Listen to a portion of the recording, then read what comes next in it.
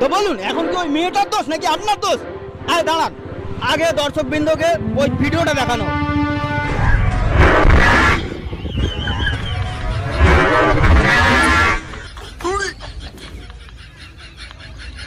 হ্যাঁ, তো এবারে বলুন ও আপনার দোষ নাকি ওই মেয়েটার দোষ? না না, আমি তো বলছি যে আমারই দোষটা আমারই ছিল।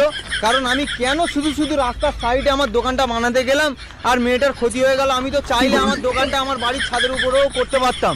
তো এটা আমারই দোষ, আমি বারবার বলছি আমারই ভুল। হ্যাঁ হ্যাঁ, এটা দাদারই ভুল। দাদা তো চাইলে দোকানটা বাথরুমেও লাগাতে পারতো। দাদা শুধু শুধু রোডের ধারে দোকানটা লাগালো, মেয়েটার ক্ষতি হয়ে গেল। মেয়েটার ক্ষতিপূরণ দাদাকে দিতেই হবে। হ্যাঁ হ্যাঁ, আমি ক্ষতিপূরণ দিতে রাজি আছি। মেয়েটা যদি বলে আমাকে যে আমাকে উঠবোস করতে হবে, আমি তাও করে নেব।